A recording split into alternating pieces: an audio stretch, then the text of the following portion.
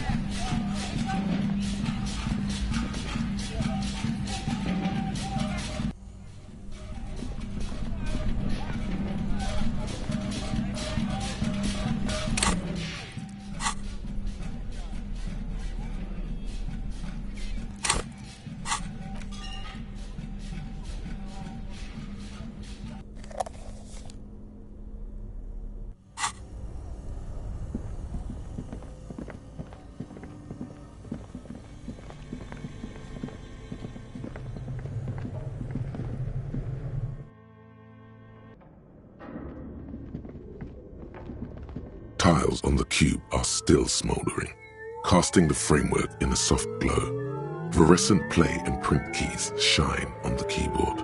It's empty like a beehive without its brood. The filament you have would fit perfectly inside the compartment. Like a smooth draw, the filament slides into place. On the keyboard, the play key starts blinking. The speaker comes to life. Static seeps through the machine's planar magnetic driver. Good morning. Fortress accident en rue de Saint-Ghislaine. This is East Indian Repeater Station. Please repeat. Is this the production schedule? Good. Please repeat the password. Good. I've unlocked the production schedule. After ending the call, please press print to access the filament. Really? She just used the same password? Maybe those radio computer guys aren't that paranoid after all. Fortress accident. Is there anything else I can do for you today?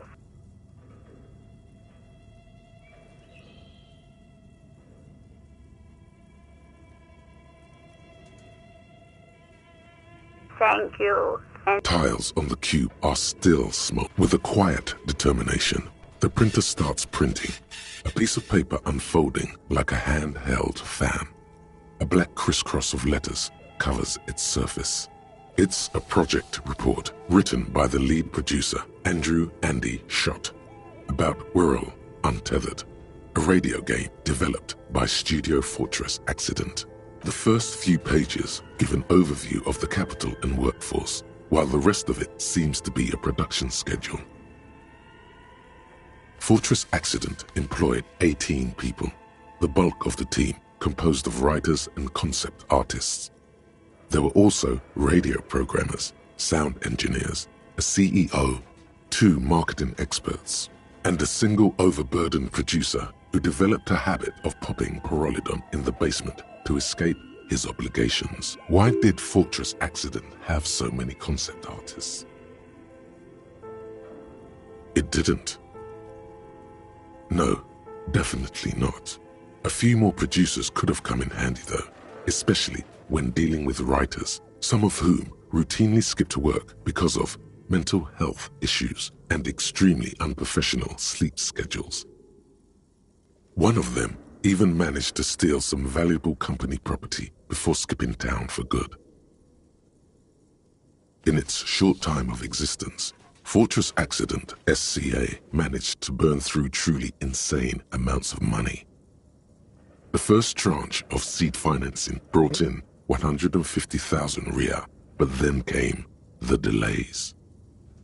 Eventually, the damage reached 400,000 Riyal, with only half of the game finished. Let's just say it was a real adventure for their Igaunean investor.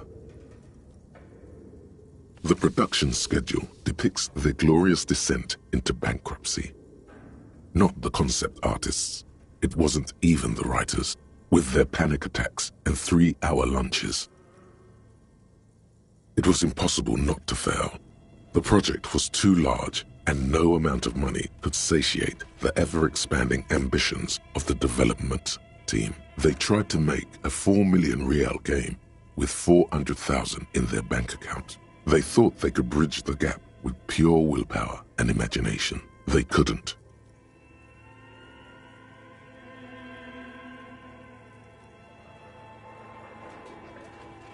No, you couldn't have. Definitely not. Not a chance.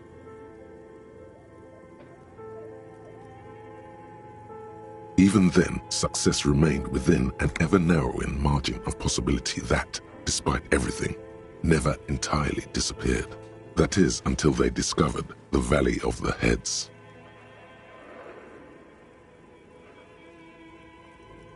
At the 11th hour, the lead designer, Jimsk-born Suliswaf Jalisa, decided that what Wirral Untethered needed was a secret mystical location at the extreme edge of the map. This place was to be the Valley of the Heads, where the heads of all the headless constructs could be found. The player would have been able to choose a head for their headless party member, and each head would have been voiced on air by a professional actor.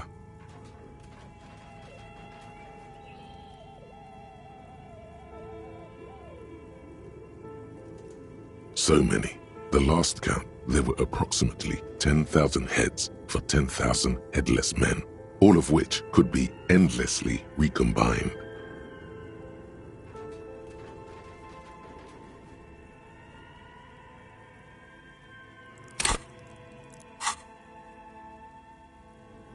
Well, yeah, that and the catastrophic data loss.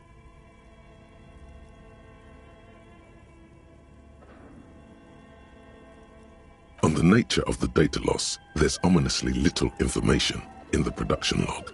It comes at the very end where things get fuzzy and dark, where tables and numbers seem to vanish into an eerie nothingness, before the Igaunean investors pulled the plug. What is clear is that one day an unidentified numeric anomaly occurred on the East Insulindian lintel front, just as the Wirral Untethered project was being compiled that day. Something spooky happened with the machines, and the game was lost.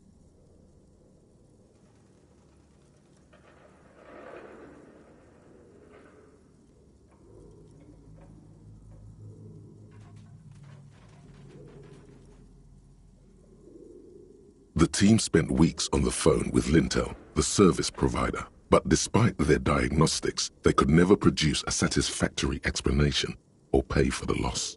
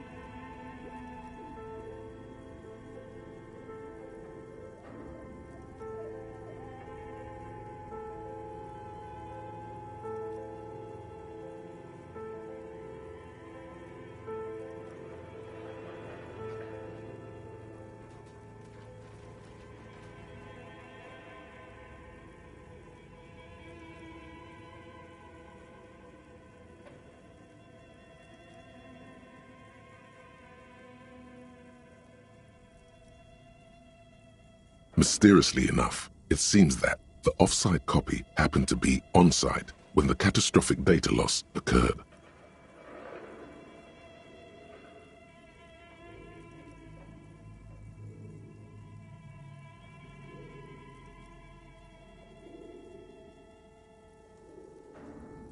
It was the lead programmer's responsibility to oversee weekly maintenance of the off-site copy and, well, keep it off-site.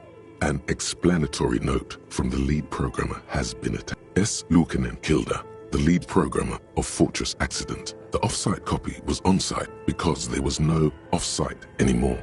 Not for me, not after 8 months of crunch.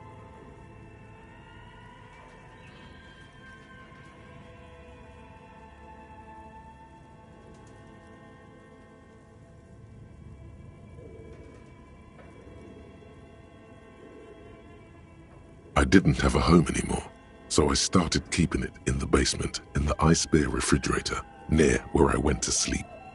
It was perfectly safe there. The temperature conditions were optimal.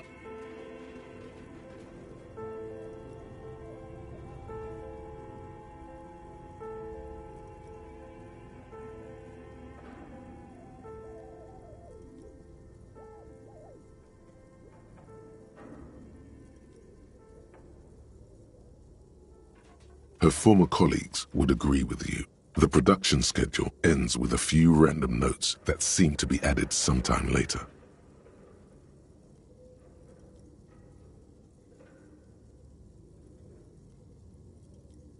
"4 months later, by an unknown author. I am the only one left and it's gotten rather damp here. A few other businesses have gone under too. Slipstream switched to making skis, and the hairdressers just left, cursing Martinez. They're right though. Something's seriously wrong with this place. Martinez, all of it. Still haven't got an answer from Lintel about what happened. All I could get were the physical coordinates of the error on the East Insulindian front on that day. Since the computation happened on air, I reckoned it had to coincide with an actually existing location. I have compared the coordinates to a map of Revachol West. Turns out it's only 800 meters from here. The address is Saint-Brun 1147. I am going there to look this thing in the eye.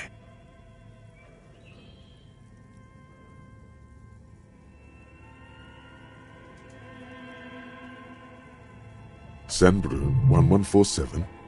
That's what the street sign next to the church said.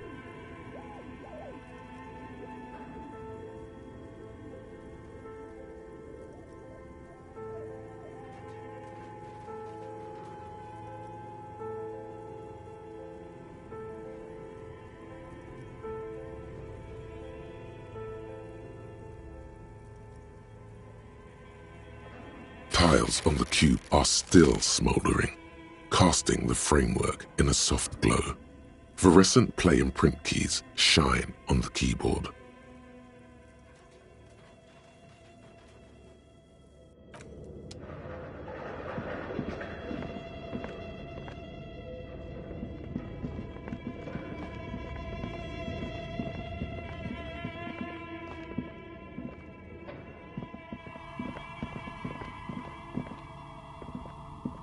Oh, it's you again. Are you looking for a die?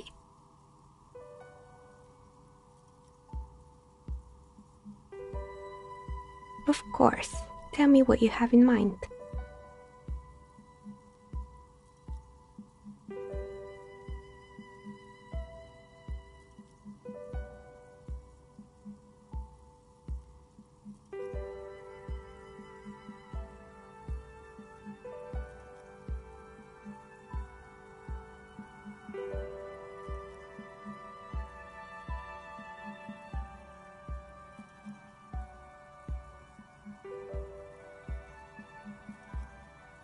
Ah, yes, Fortress Accident. It's too bad they never finished their game. The Wiro Untethered die is a variation of a standard role-playing die, only instead of plants it uses motifs of ice and death, and loss of course. I Ice, death, loss. Sounds like you. I'm thinking something made from alligator jawbone, cast in black resin. The reptile bone is as white as ice and dead as, well, death. For 7 real, I could have it ready in 8 hours.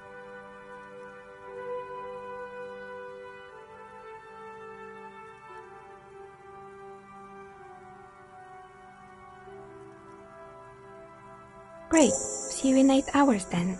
Was there anything else?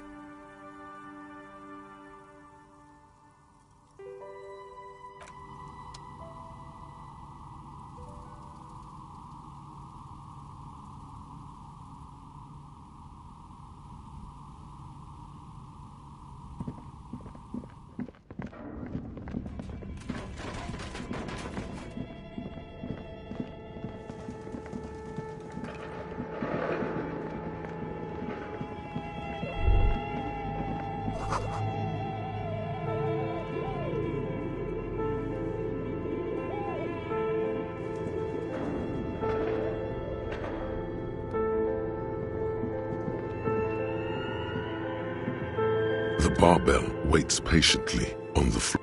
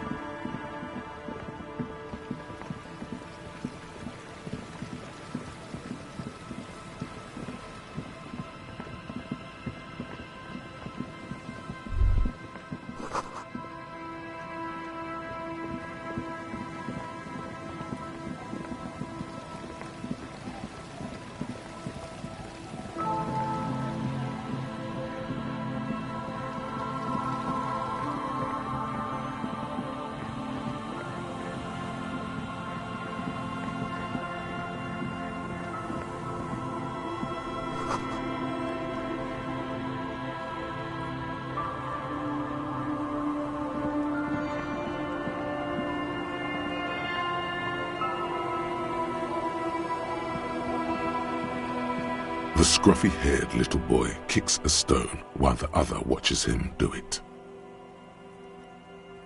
Yes.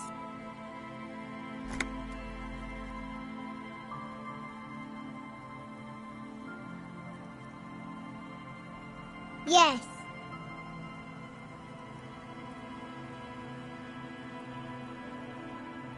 Yes. This one. Lily's our mum. The stone kicker laughs suddenly. The other one laughs as well. Wow, so intellectually stimulating.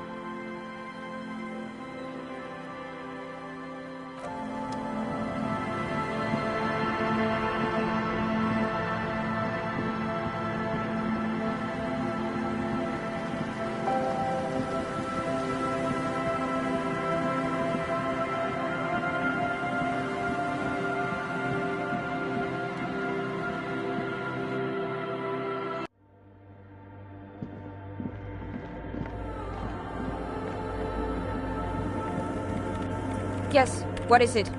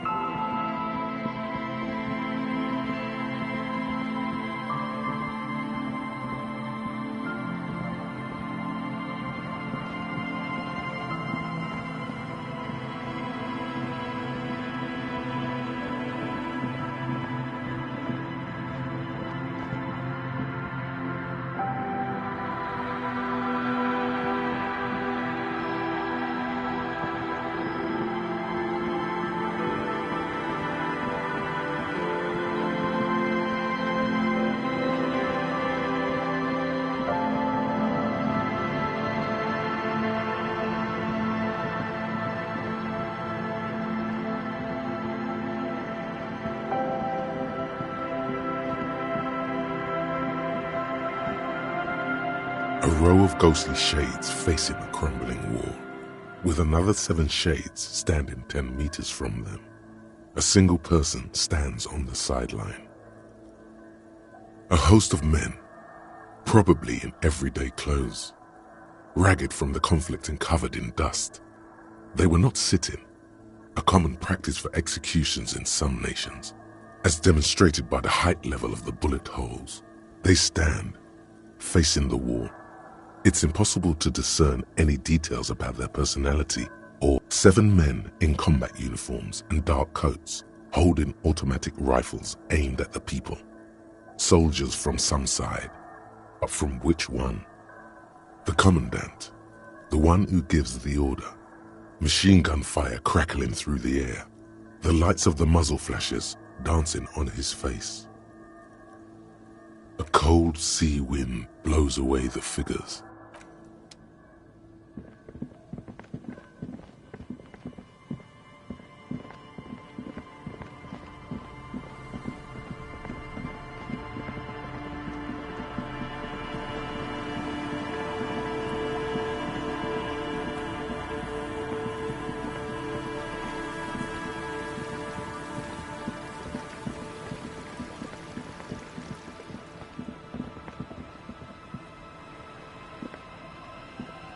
Yes?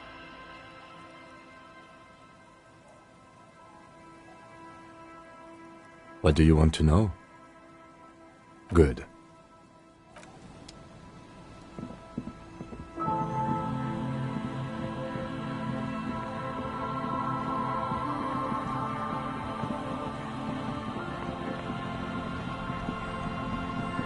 Waves are beginning to die down. Look at those little bastards. Simmer down. Simmer down, bastards.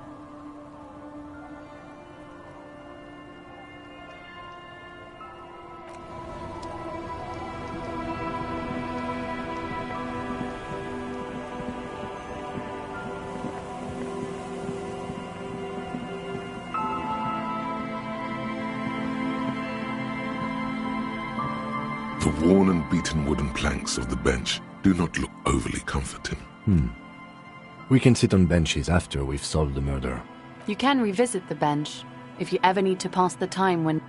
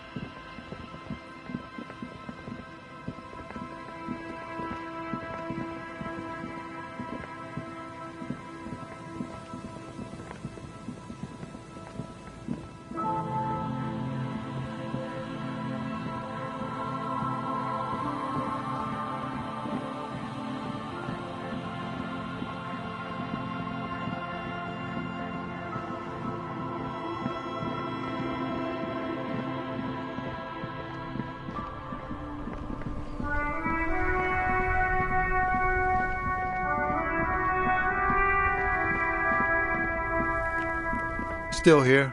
Stuck in this damn jam, my man.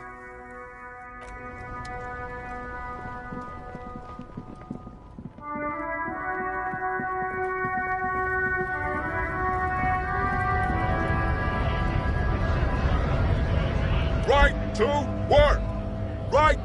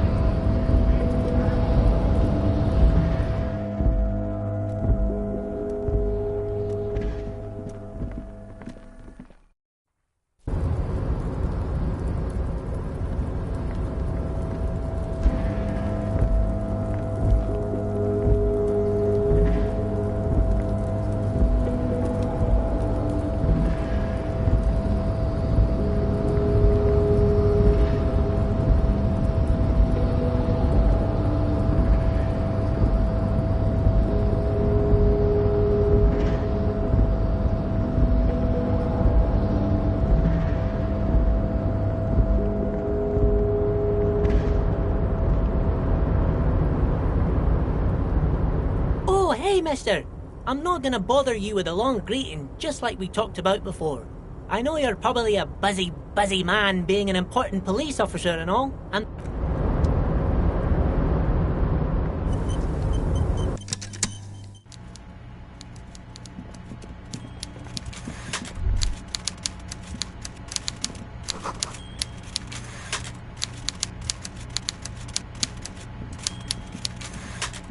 Mr. Dubois, every worker...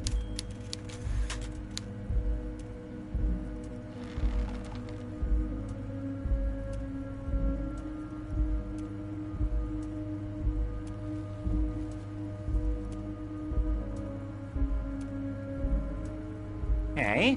Why the hell not? Now, how can I help you today?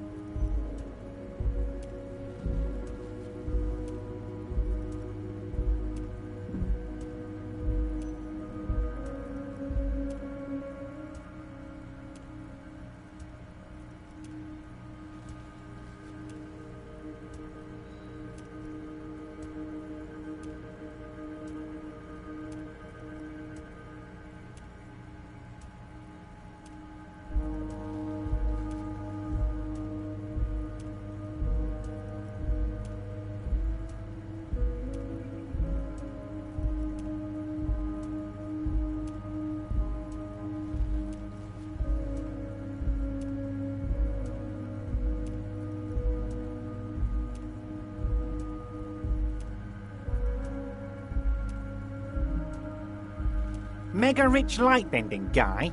Oh my god! How did that get in there?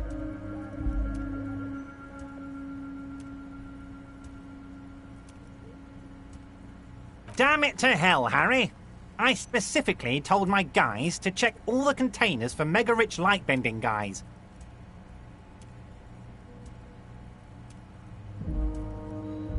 There was a guy in the container, but he didn't bend any light. That was in the detective thread. Honestly, guys, we might be moving all kinds of suspicious things through this harbour, but I won't be caught transporting the light-bending mega-rich. I have a reputation to protect.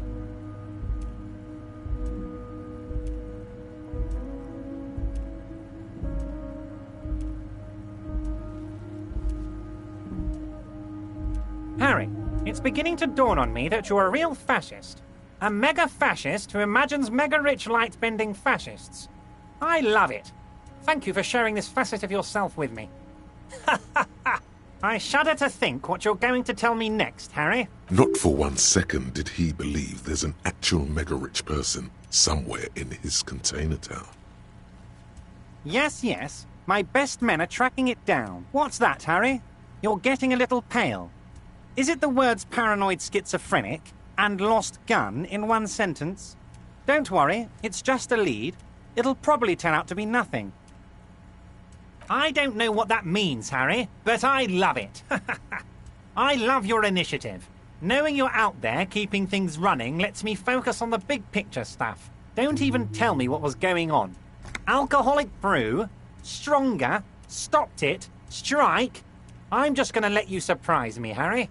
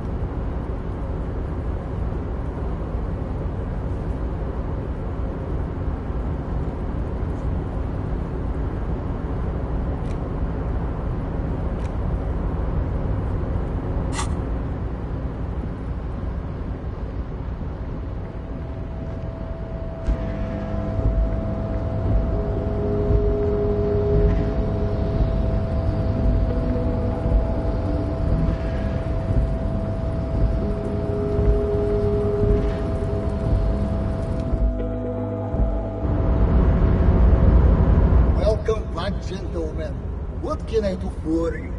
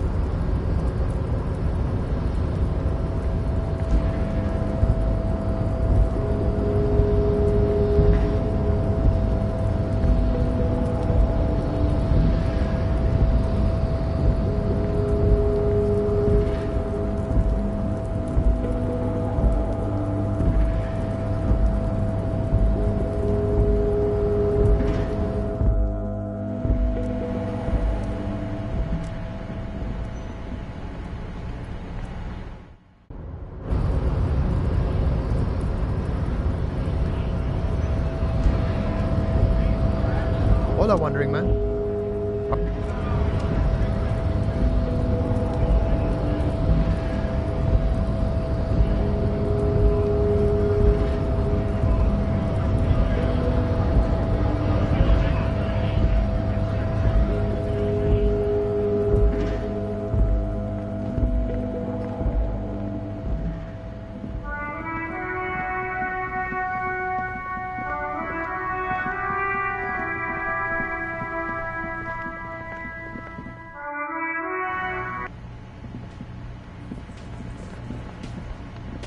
Hi, gendarme. Another rendezvous.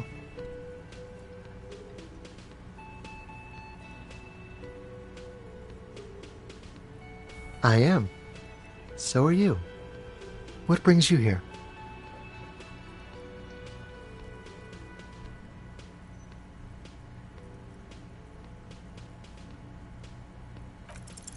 Could he be a member of the homosexual underground?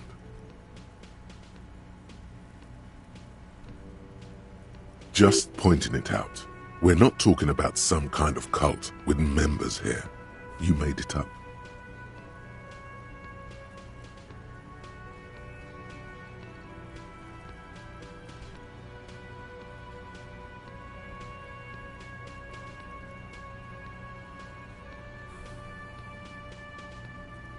The homosexual underground?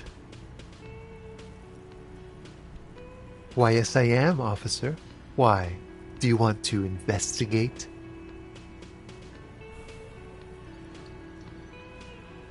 Well, I am one of them. One of the Sub Rosa pleasure group, congregating in cellars under the cover of night. Saturday night. Sometimes even Friday night.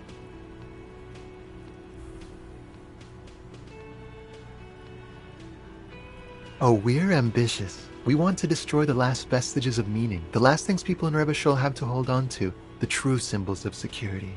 The meaning of man and woman, mother and father, their marriage. Everything will be constantly shifting and moving under our rule.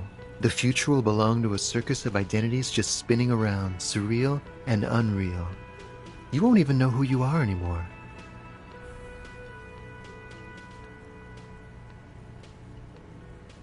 Yes, we listen to a lot of disco. Some say we engineered disco to spread our vision of a vertiginous, ever-changing society, where all there is a razzle-dazzle of gold. We are going to change the family unit with all this razzmatazz and finger dancing. And with mysteries. Of course, the mysteries are also of sexual nature, very esoteric.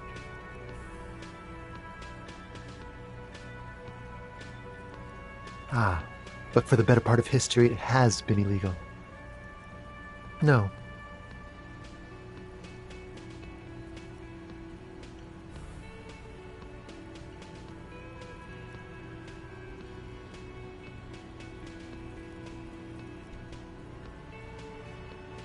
Beautiful. Beautiful. That's exactly what we're looking for. Who knows, maybe you were homosexual in the past. Maybe all of that has been repressed. I have to say that you do look like someone who might be part of the underground. You have that very distinctive, I can't understand what's going on here look. Absolutely wonderful. A man like you can figure out his sexuality in a working day. It won't be 20 hours unless you want to enter the heightened realms of the phantasme érotique afterwards. It may be 20 hours or more, but that would be on your own time. You did? And how did you like him?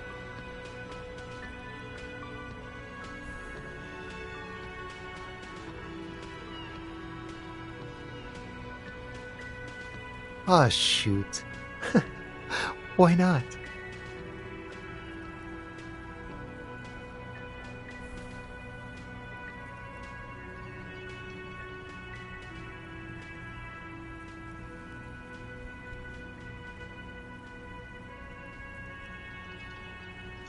A visitor from the first world. He's not like you and me, gendarme. He can always return to his opportunities in Occident, sur la clé. Still, his coming and going brings some life to the village. Or is it just money? I don't know. Friends, I told you. Sunday friends. Friends who like to get together from time to time. That he won't be there when times get tough, I guess. It is. On Sundays.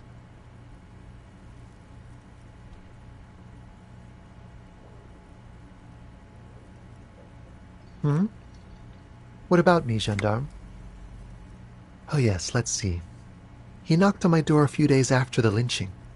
I think he was going through the entire building, asking questions. Nothing. That I didn't see anything. Why shouldn't he? What friend? No, I don't think it came up. Muscular, handsome, strong, like one of those military types. Yes, but he was speaking to someone on his earpiece. Yes, you know those tiny speaker microphones that fancy security guards sometimes wear. Just reporting back whatever I was telling him. Oh, let me think. He had an accent. He sounded like one of those mercenaries. He sounded vaguely Oranese. No, not vaguely, scratch that. He sounded definitely Oranese. Sure. Anything else on your mind? Admiring the atmosphere. What about you, officer?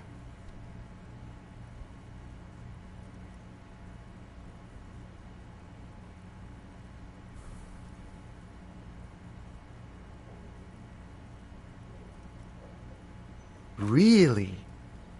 Well, I look forward to that. Bye-bye, gendarme.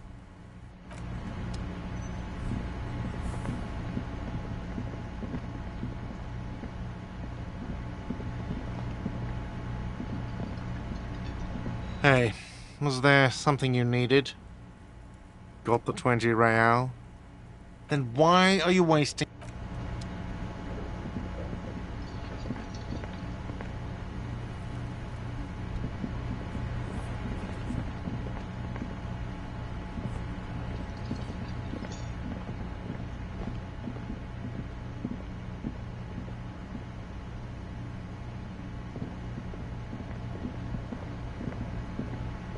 Again?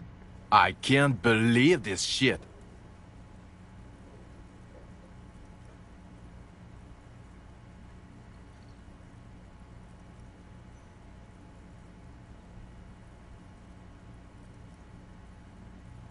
The man, trying to... Can he even see?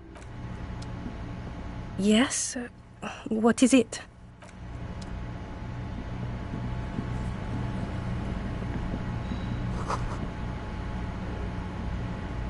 The man ponders his cooking utensils. He looks up at you. Shrugging is an internet.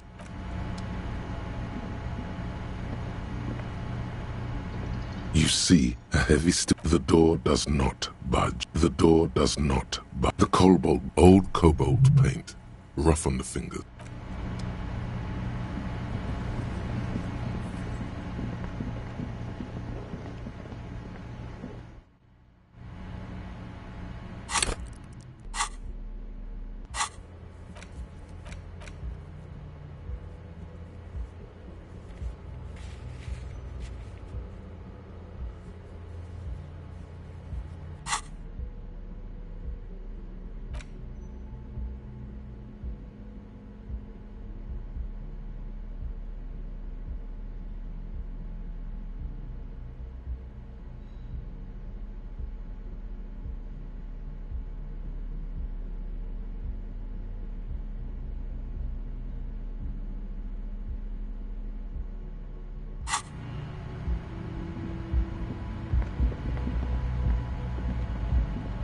The door is closed.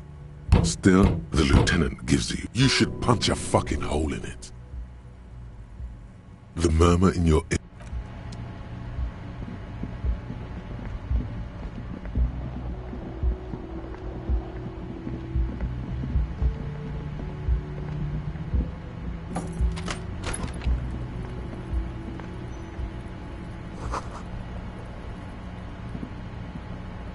The fan stands still.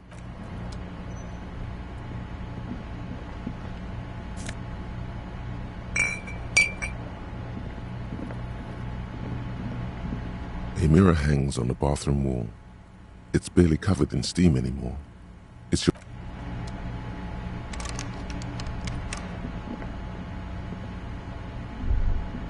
Kim also tries not to look at the pile of taped viscera on the carpet, or the weird suitcase on the hat rack, or the potted plant dying in the corner. The man is finding it hard not to trip on the tape, and not to send any of the bottles rolling across the floor, where unidentifiable sludge makes it hard for him to breathe. Smells of vomit in here. And by that you mean crimes against humanity?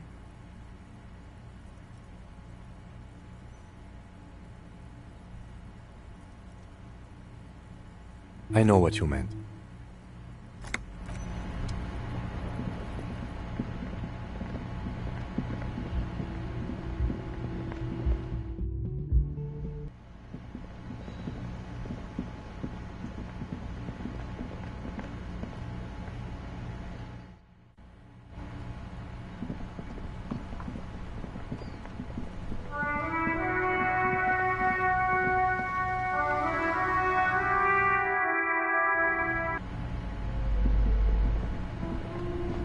Hello again, esteemed officer, and welcome to Crime, Romance, and Biographies of...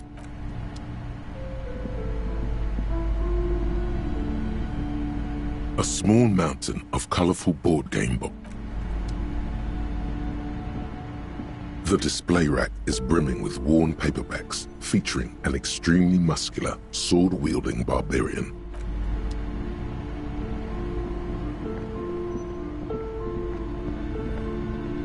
Shelves filled to the brim with shelves full of biographies of famous. This bookstore is not... Sir, please, no browsing in that shelf. That wisdom is not for free. I can't have you end up, like, opening a police store next door and stealing my customers. Oh no!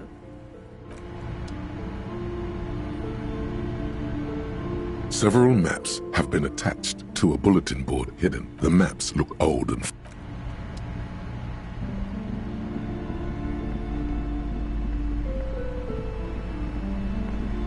Hi, Ace Detective.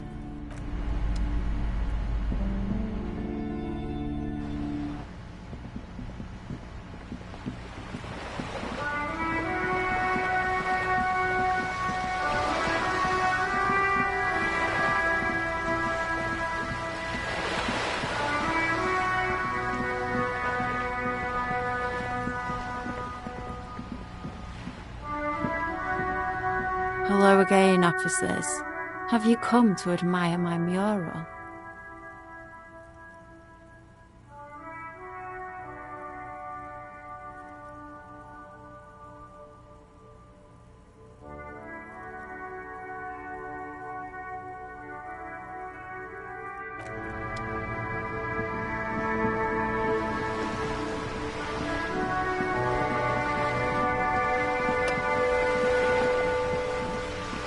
You're back.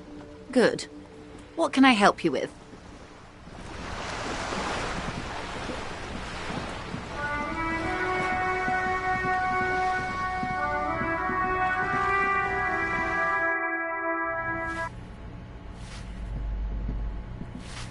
Give me a moment.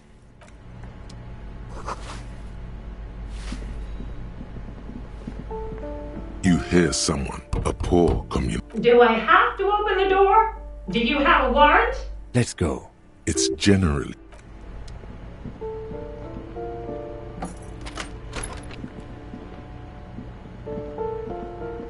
plaster cast bust.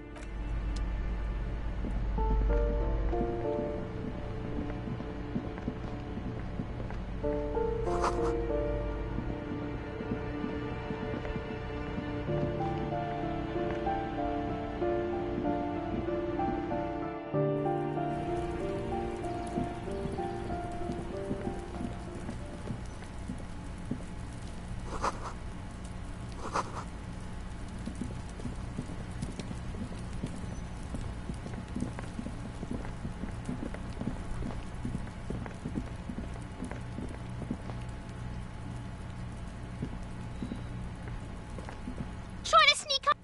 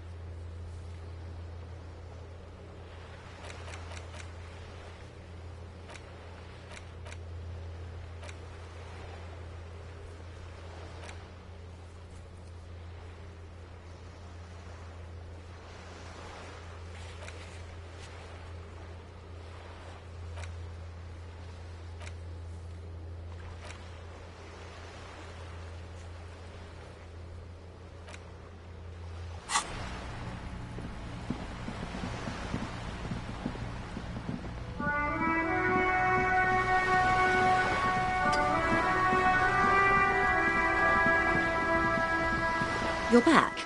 Good. What can I help you with? She's not even asking you anything. It's so easy to just say. Did you now? What sort of borscht is he making? The strike brew. That's a classic. And by turn up the heat, I presume you mean put more alcohol in it?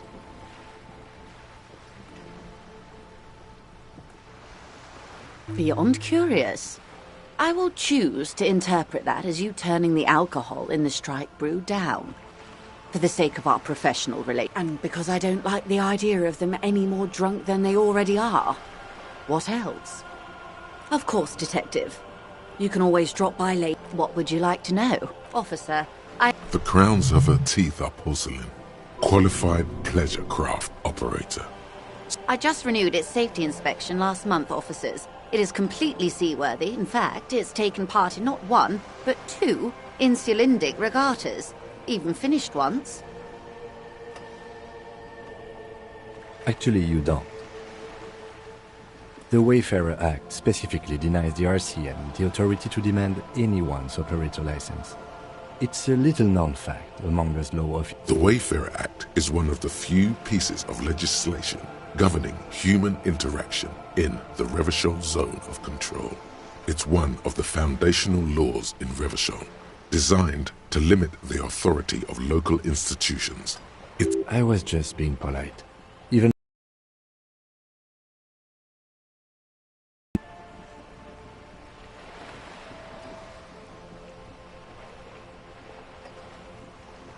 no need to resort to self-pity, Detective.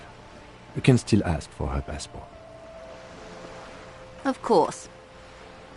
The woman is silent, smiling while the waves lap against the hull. In your hand, under the plastic, a light blue passport saying, Republic of Vespa. The coat of arms has a lion and an ostrich. Seigent, the Republic of Vespa.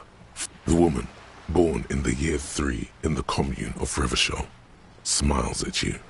Face adorned with frown lines and crow's feet. The photo is recent. Yes. But please don't call me that. Joyce is much more efficient. My husband is.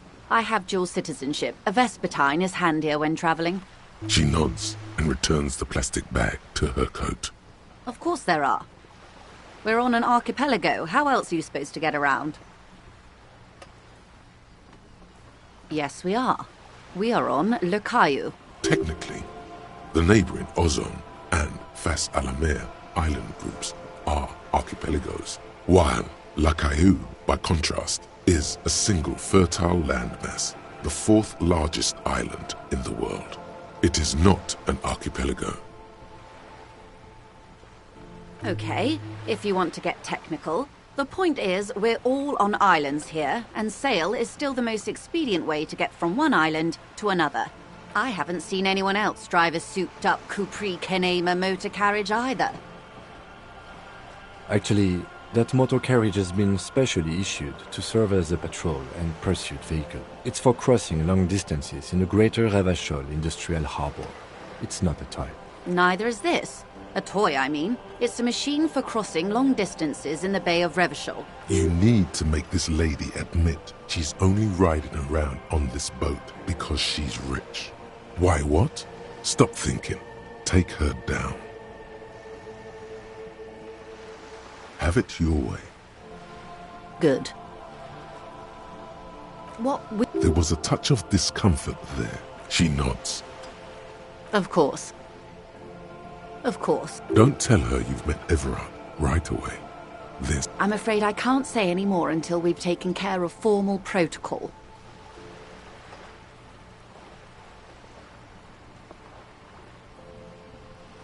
Did you?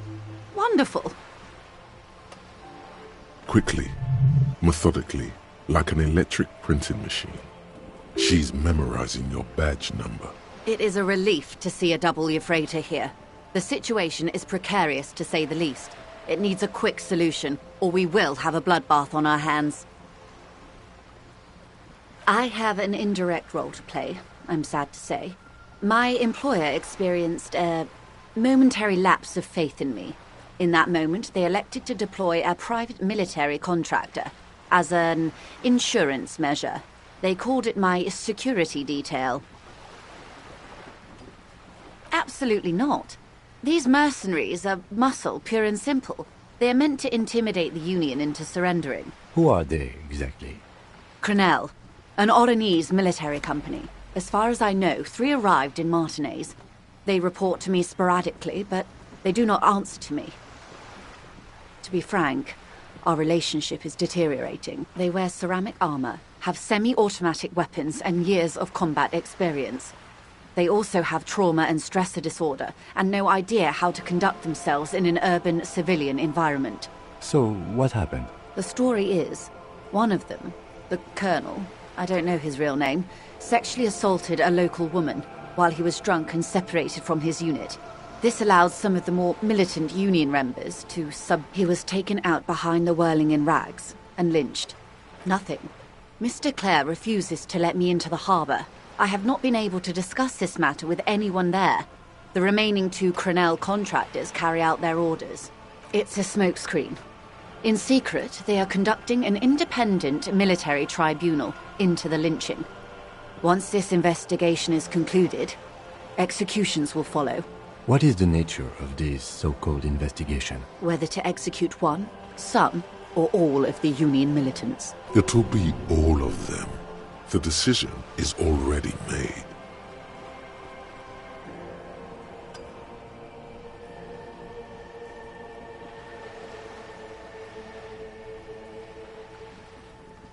It is very far from disco. My only hope is that you provide a single, concrete suspect before the mercenaries indiscriminately pick theirs. Simply put, if you don't pin this on someone good and do it fast, they will identify and execute everyone present at the lynching. This in turn will force the Union to respond. The débardeurs have over 2,000 men. It will be 1,000 to 1. Have you ever seen a hornet invade a beehive, Lieutenant? It's not pretty. The Serai's giant hornet, the world's 2nd largest insect, can kill 40 honeybees a minute, while a group of 30 can decimate an entire hive of 20,000 bees in less than 4 hours. These men work in tandem using semi- and fully automatic firearms. Their armor is virtually impenetrable to muzzle-loaded weapons, even yours. Most Union workers don't have guns at all. The muzzle loaders need to be reloaded after every 1 or 2 shots. The automatics every 1 or 2 minutes. As I said, a bloodbath.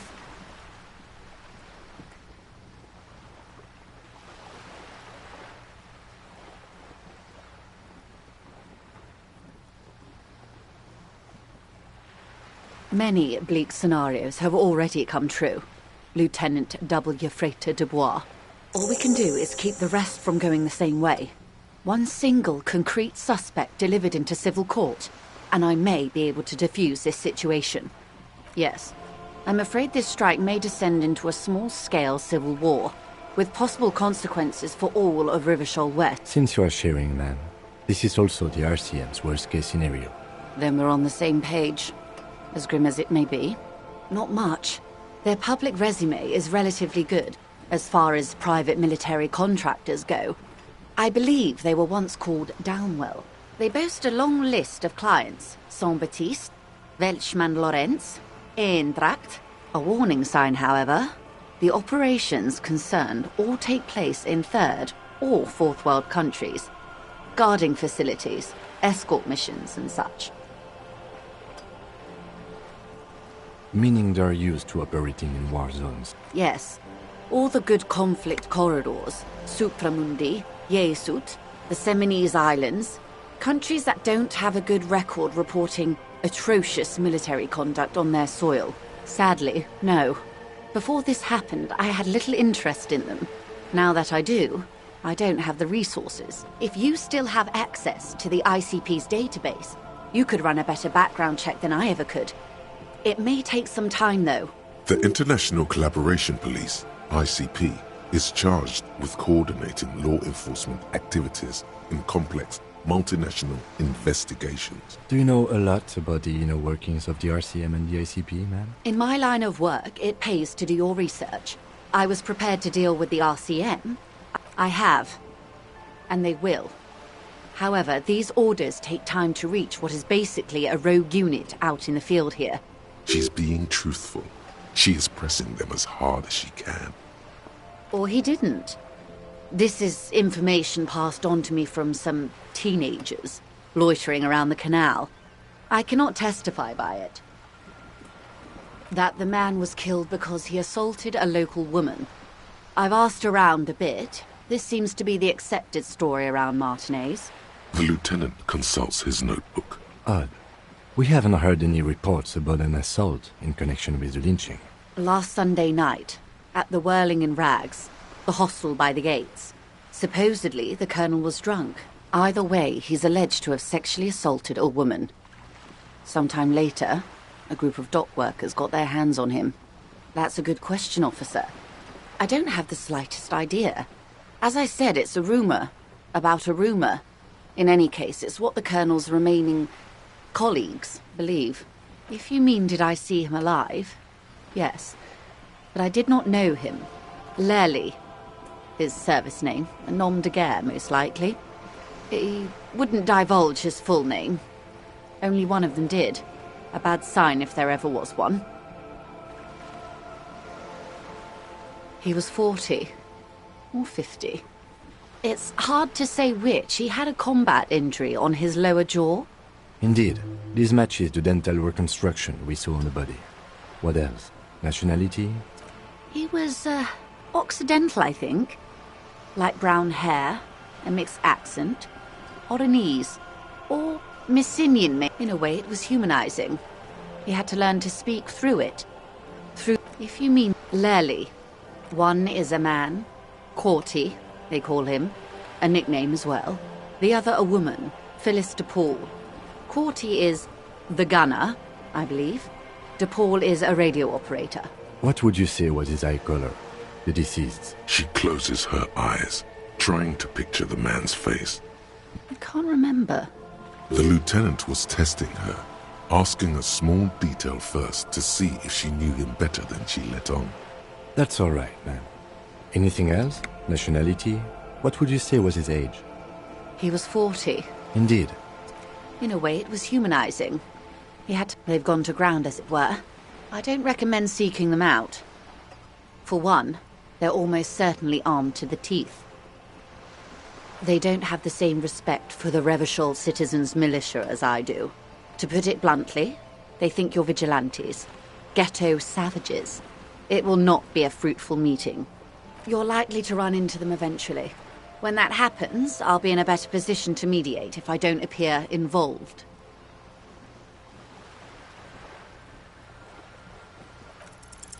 One is obviously the scab leader at the harbour gates.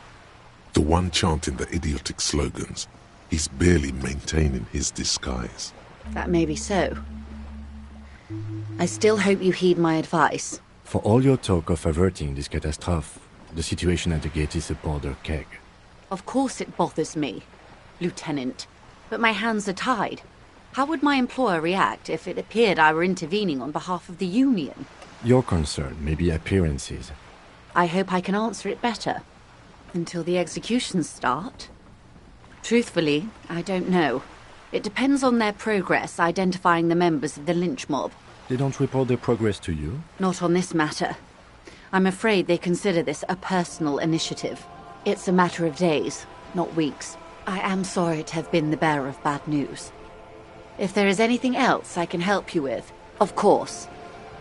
For about half a minute, in silence. It was taken with a Trigat not long ago. This is the man's upper body. There were no more markings on his hands or legs. Sorry.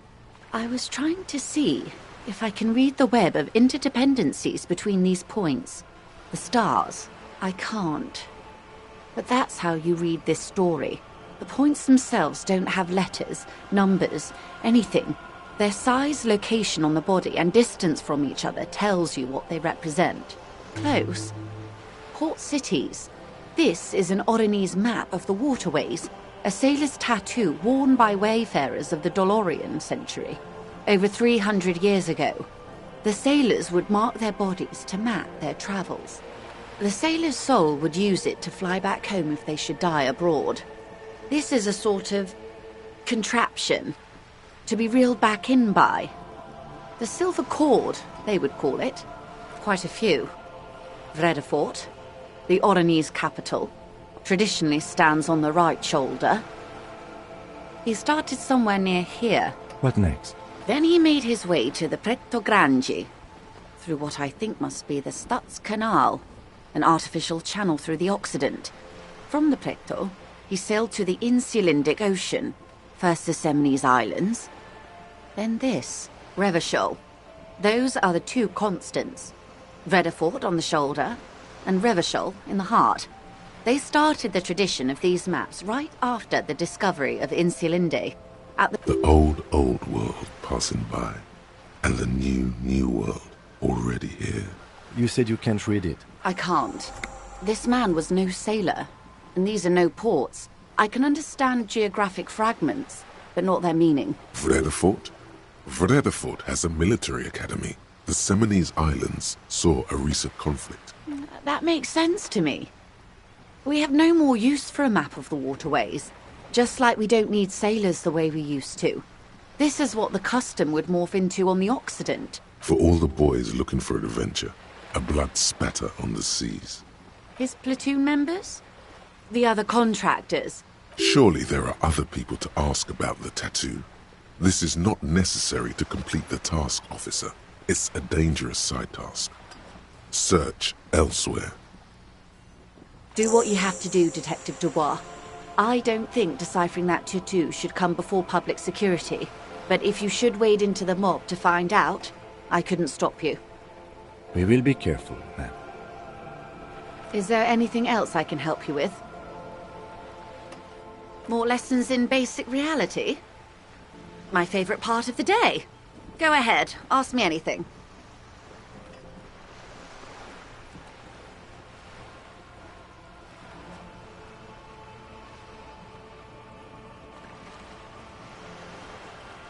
Glad to have been of assistance. The little that I know. Of course, anything to help. I am sorry to have been the bearer of bad news. If there is anything else I can help you with, please ask.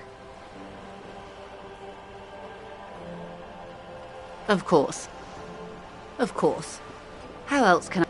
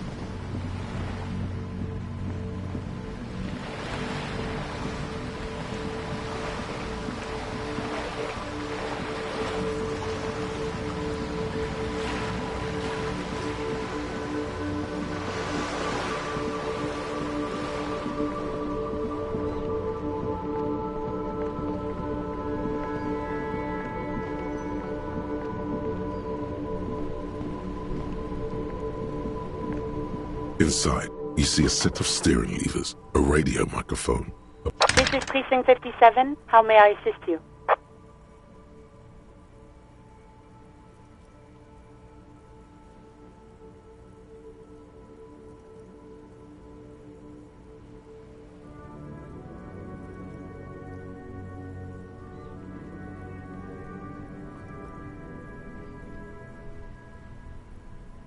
Just a moment. 10-4, come in, officer.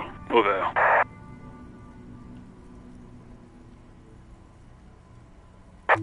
I know I already wrote it in a report, but it will stay on my desk for a few days. Roger that. 10-10, over and out. This is Precinct 50. It will take just... Her voice is... Gottlieb, what you get yourself into this time? I didn't, but now I do. How's the drinking going?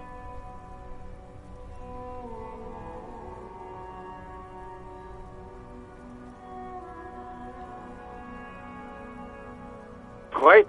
Have a medal. I have an autopsy to attend to. An autopsy of one Chester McLean who died of fish poisoning. Fucking, I'm not dead. It just hurts, okay?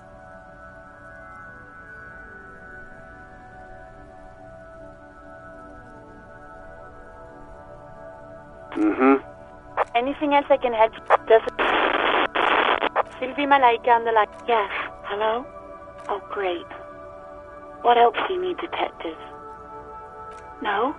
Not me. No, sorry. I don't. Not a... People don't have the money to have the cables put in again. So the Union has a phone, and there's one further down the coast. Got it. It was someone else. We'll find them sooner or later, officer. It just... What? Of course it bothered me. But I thought the Union already knew about the corpse. No one calls the police. The Union would get angry. You know, what the Union says goes. People listen to them and they take care of their own, which is like everyone here.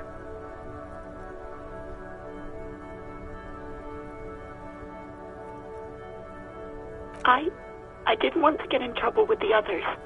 Push her further. Show her the error of her ways. The other people who live around here. Local people, I didn't want trouble. You don't live here. You don't understand. Squealing is frowned upon here. Everything is dealt with, well, by the Union. Please, I just didn't want any trouble. I didn't know I had to report it. I thought someone would take him down eventually. The fucking nerves on her. Trying to hide behind weakness. You're a god. An angry but just god.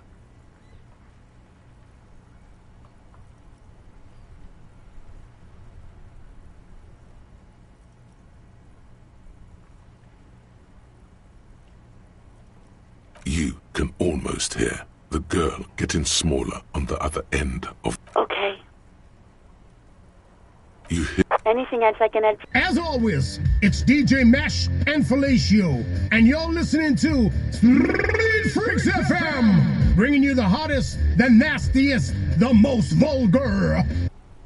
Right away, the lieutenant reaches into the cabin and turns off the radio. Someone must have been messing with the radio, or maybe picked up a random frequency. You wanted a prime line, right?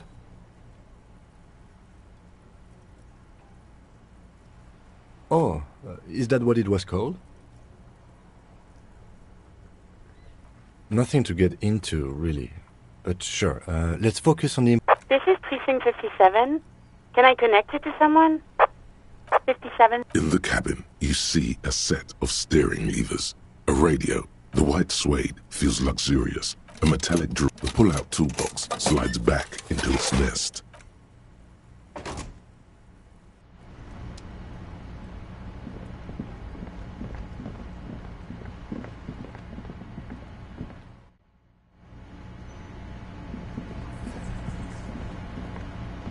Hi again, gendarme. Oh yes, let's see. Sure. Bye-bye, gendarme.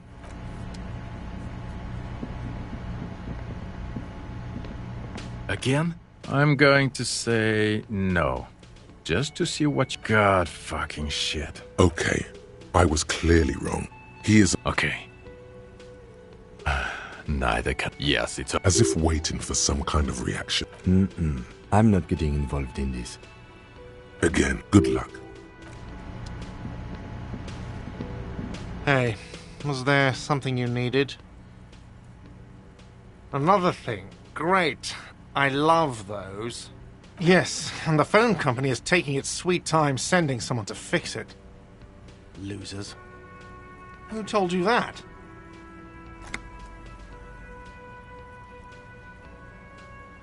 Fine, yeah, it looked like someone had messed with the wiring. It was shortly after the hanging, but I don't know if it's at all related. Plenty of arseholes around here who aren't. If you do find out who cut the line, though, let me know, so I can forward them the repair bill. Oh yes, that door, sure. There's nothing mysterious about it. No, I don't have a key. I don't know how to get there. And I don't care either. It's not like I've been wondering about it for 10 years. It's just a frit warehouse, probably. Or some boring storage space with a bunch of old junk and dust. He's attempting to maintain an air of indifference. Fine, okay, a little. But my job doesn't leave me time for wondering about one locked door. So I haven't opened it. I have cleaned the whole place 100 times over, though. After the... Yes?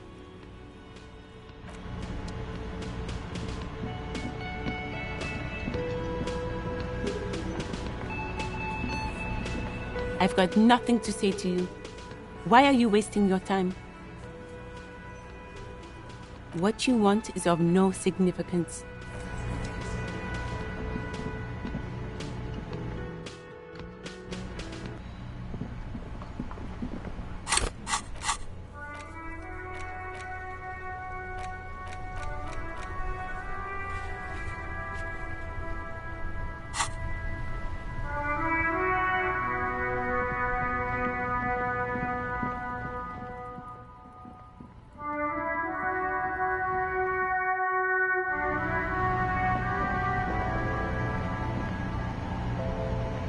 You see several packaged raincoats fill a low shelf beneath a display of croissants and juice bottles.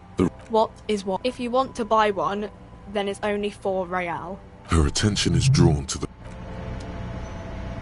a small cabinet on the wall is filled with various medicine bottles, nasal sprays, and blister packs. They all bear the Saint Baptiste Pharmaceutics logo. Saint Baptiste. You know, Saint Baptiste Pharmaceuticals. The one that sells meds out of Saint Baptiste. She is right. Saint Baptiste. I don't know. Let's see. Nosafed is a nasal spray. Dramamine is a really good painkiller. I don't really know what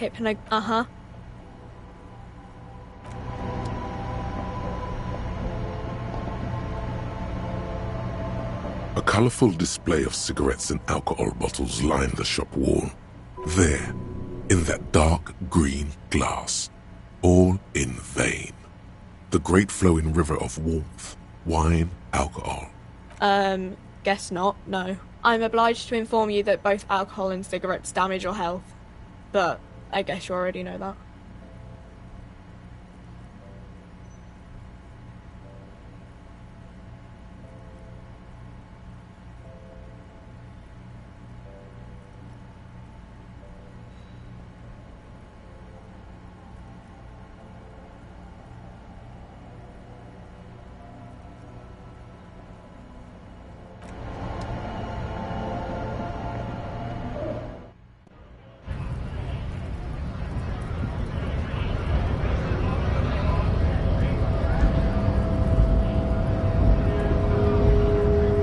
Hola, Wandering Man.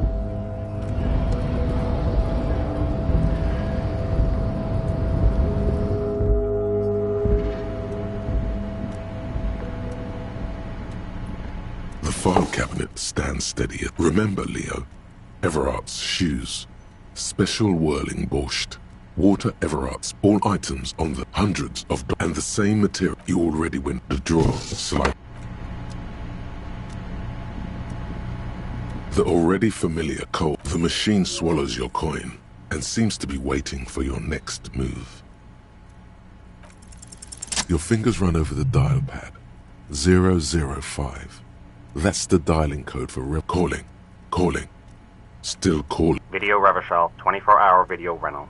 You rent 8 and 10mm film for home use. This is Lummy. How may I help you? Video Revachol is a 24-hour video rental.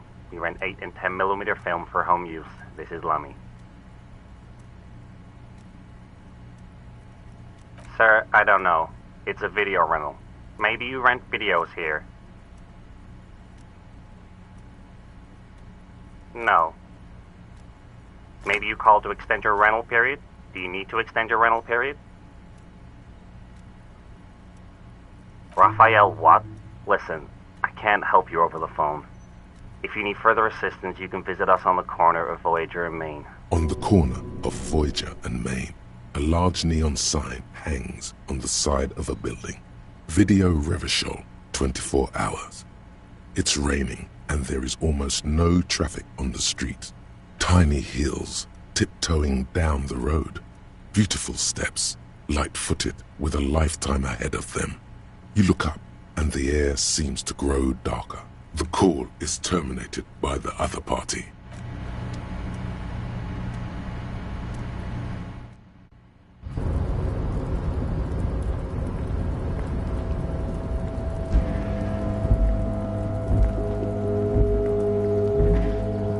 This is the Night Watchman.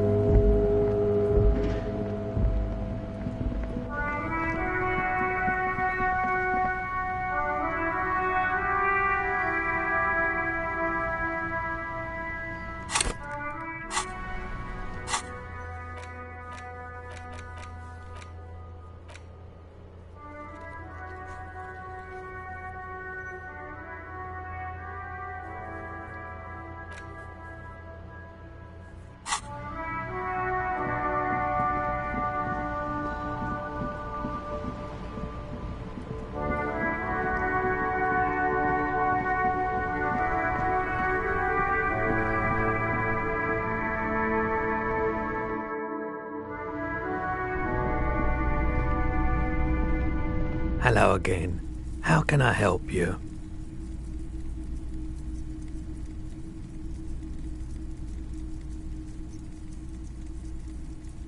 Sure thing. Maybe. Shady-looking guys came in here yesterday, looking like they'd just taken off their Wild Pines overalls. They asked if I have a police weapon to sell. They went their way. It was a trip. Maybe Claire really is tracking down your gun. People as oleaginous as Everard seem like they lie. Maybe they went. Maybe Claire. People as oleaginous. My apologies, officer. A needle in a haystack. There is nothing you can do about it right now. Sure, man.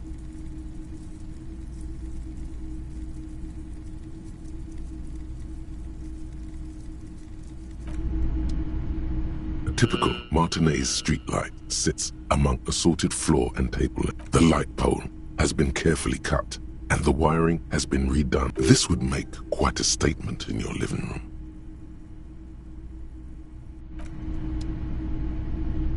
All the old boomboxes are there. You see rows of toy soldiers guarding the rest of the train. Big men on big horses, clad in lamella armor and carrying flintlocks. Franco-Nigerian knights. I used to be very serious about these guys.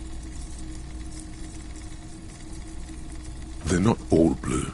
These figurines also wear gold coats and caps, complemented by orange trousers. They are variously posed, wielding swords and rifles with This is what the loyalists looked like, yes, at first.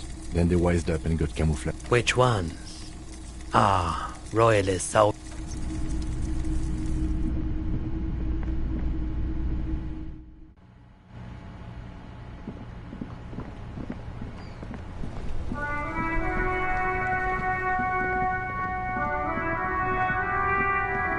The speakers below are banged up and worthless. The sneakers triumph over them. They're the star of the show here. No way, officer! These aren't for sale. They're bad speakers. Low-fi socialist junk. Well, if you want them... But see, they are the pedestal for my sneakers. If I let go of the speakers, where will the sneakers go? I can't leave premium lifestyle sneakers on the ground. If, on the other hand, you wanted to buy the sneakers too, I could maybe throw in the speakers for a little extra. 50 cents? Damn, so you have to buy the sneakers first. You keep coming back. That's good, officer. Keep browsing those clothes, keep saving that economy. Something cold grazes your hand. Synthetic and sleek. A windbreaker. Surf, it says, but also wind, summer. Practical, and yet it may deaden your senses to the world around you. Good choice, officer. Mega sporty. And it's only $4.50 for you, sir.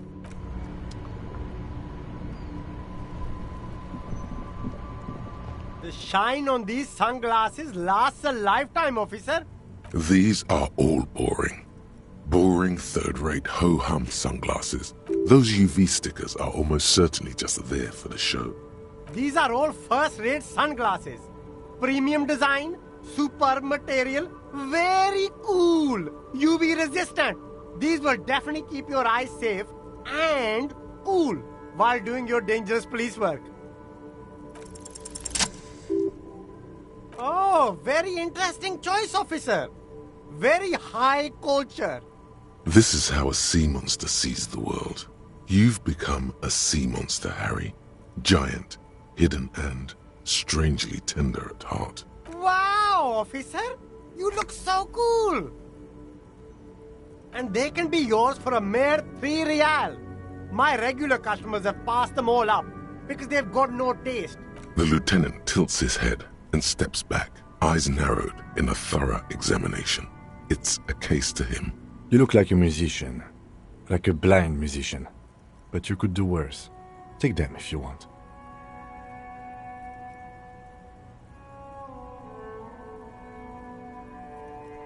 A man who knows his style.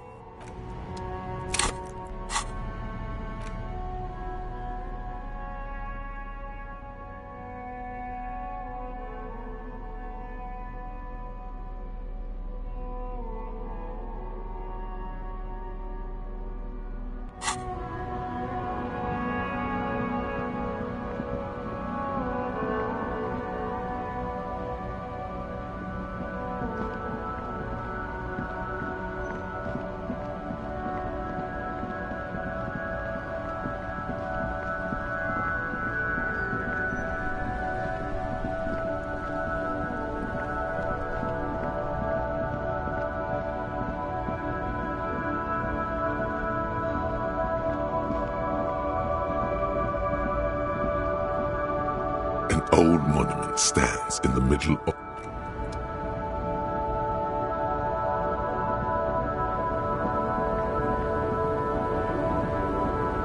The woman still has her eyes fixed on the photograph in her hands. In the background, the radio plays. No response. No response.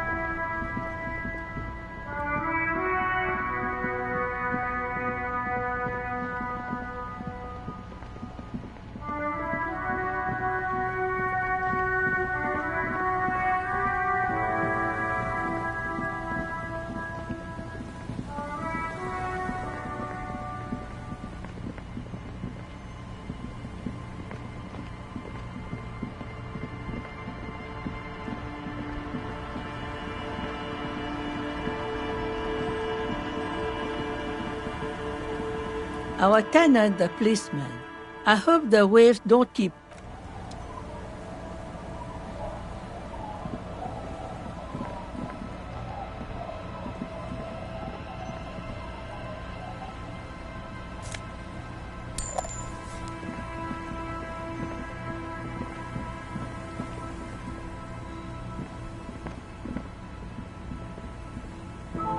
The legend! He's back. And firstly, I got smokes and piss and a little speed to... The legend! He's back.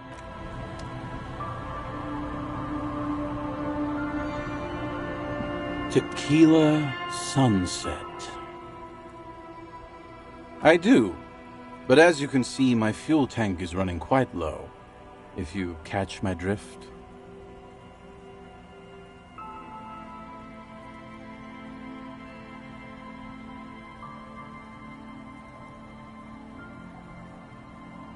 Not much, but it will do. The tale I'm about to tell you is an urban legend particular to Martinez. That said, I first heard it from a former bicycle courier in Coran. There are many variations on the basic story, and the details often conflict. What everyone agrees on is that nobody knows the exact nature or identity of the phenomenon. Are you telling the story of the headless... Shut the fuck up, Rosemary.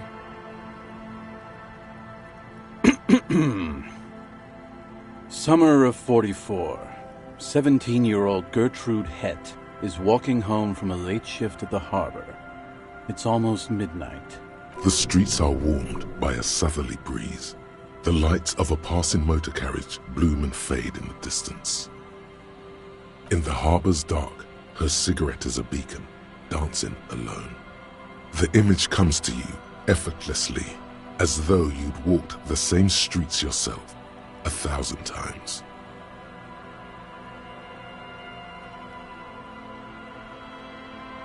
Our heroine finds herself enjoying the peace and quiet the canal provides.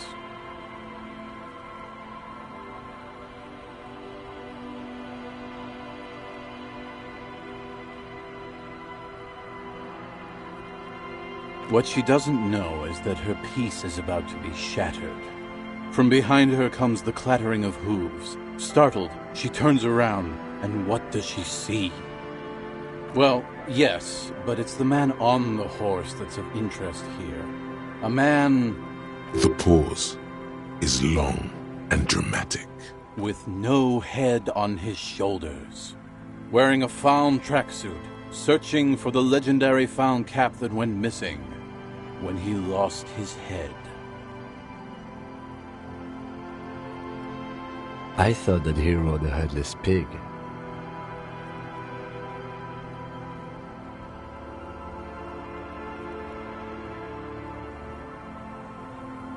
Well, there are many versions of this story, the most peculiar of which has the headless found rider riding on the back of another headless man.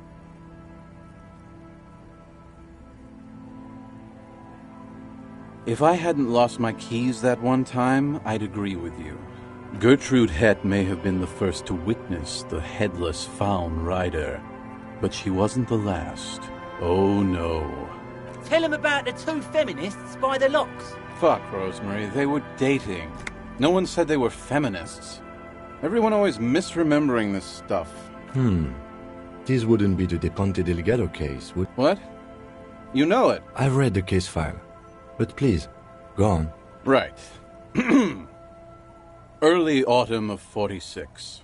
Ula de Ponte and Eva Delgado are fishing near the waterlock long after the sun has set. The wind picks up. A sky already dark now blackens. Water starts falling from above.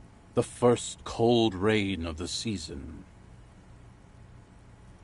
Two women stand on a small outcropping of rocks. One of them is wearing a purple raincoat. Thin lines reach out from the rods into the sea. Small droplets start appearing on the surface with increasing frequency. The women are caught in the downpour. They act quickly. Eva gathers the rods whilst Ulla turns around to reach for the tackle box. When she sees something, her shriek is so violent that the residents of the nearby apartment building believe lightning has struck. But there is no lightning. Only a heavy downpour and the silhouette of the headless Faun Rider looming on the horizon. Ulla makes a run for the shore, but Eva slips on a wet rock and disappears into the cold, cold canal with nary a sound. Her body is never recovered.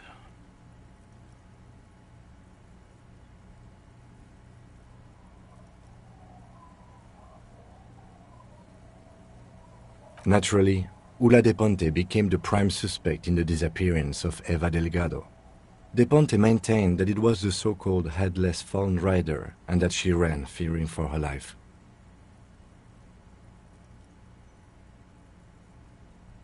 During the investigation, it became apparent that there was a love triangle, the third party being some small-time businessman. No, she committed suicide before she could be taken into custody. They found her in the bathroom with a rifle, her face slowly peeling off the ceiling. Not a pretty scene. Man, that's some grisly detail. Oh well. Anyway, that's the story of the headless Faun Rider. Pretty crazy, huh? Well, Tequila, that's part of the legend. No one knows for sure. There are a couple of possibilities, though. Some say he was an undercover cop who blew his cover and got beheaded by the vicious gang he had infiltrated. Others claim he was a professional jockey who veered off course during a steeplechase, ended up in somebody's backyard, and got decapitated by an exceptionally taut clothesline.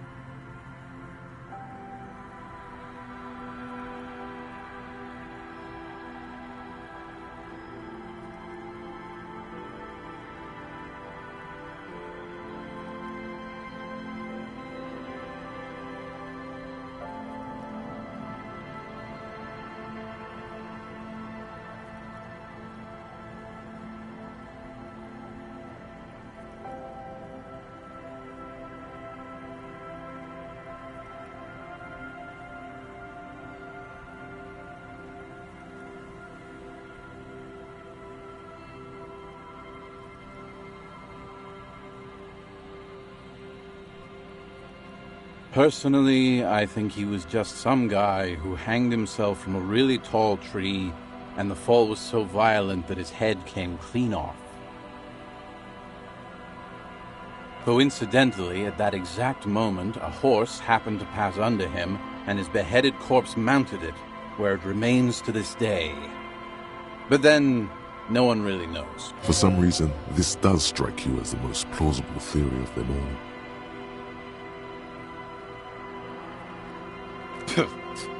Like you could do better, Tequila. Anyway, to each his own. Hard to argue with that, I suppose. That's the reality situation for you. You think you got a handle on it, then blam! It throws some wild shit at you. That's why it's critical to stay well hydrated. Yeah? Why don't you go eat shit, Tequila? There's no way you know a better one than that.